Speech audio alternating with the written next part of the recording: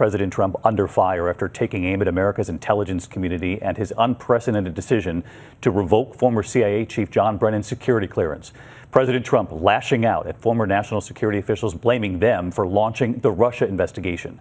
John Brennan firing back today, calling President Trump's claims of no collusion hogwash. And tonight, a new secret recording of a member of the Trump family and an offer you can hear on the recording. Here's ABC's chief White House correspondent Jonathan Karl tonight.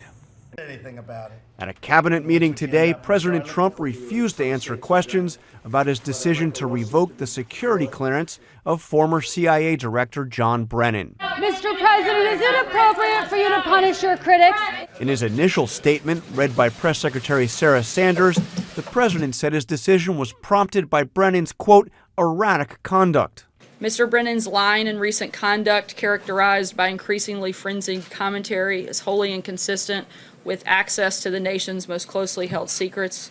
Sanders said a range of other Trump critics could be stripped of their clearances too, and for the same reasons. But in an interview with the Wall Street Journal, the president offered an entirely different explanation, saying he was going after those former top national security officials because of the Russia investigation. I call it the rigged witch hunt. It is a sham, he said, and these people led it.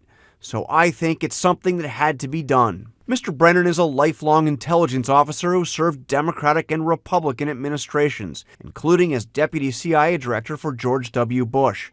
During the transition, he was among those who briefed then-President-elect Trump on Russia's interference in the 2016 election.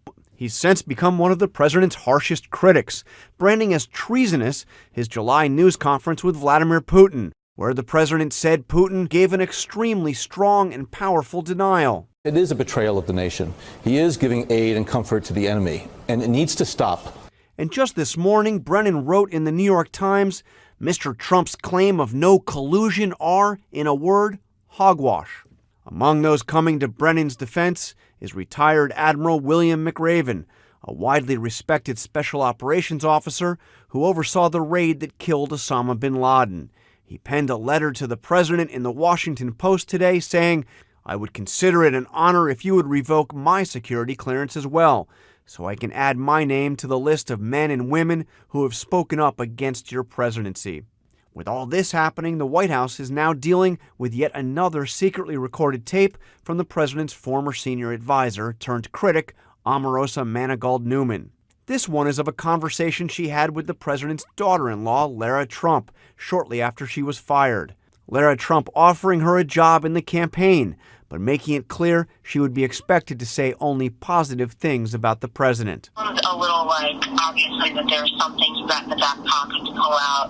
Clearly, if you come on board the campaign, we can't have, we gotta everything. No. Everybody's positive, right? Lara Trump goes on to tell Omarosa how much she would be paid, $180,000 a year. So I know you were making $179 at the White House, and I think we could work something out where we keep you right along those lines.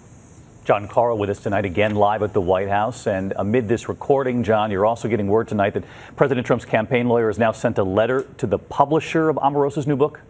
They're trying to get Simon & Schuster to stop publication of the book, citing the non-disclosure agreement that Omarosa signed with the campaign. Simon & Schuster is not having it, though. They've responded, your letter is nothing more than an obvious attempt to silence legitimate criticism of the president. So they will not pull that book, David. All right, John Karl, thanks to you again tonight. Hi, everyone. George Stephanopoulos here. Thanks for checking out the ABC News YouTube channel. If you'd like to get more videos, show highlights, and watch live event coverage, click on the right over here to subscribe to our channel. And don't forget to download the ABC News app for breaking news alerts. Thanks for watching.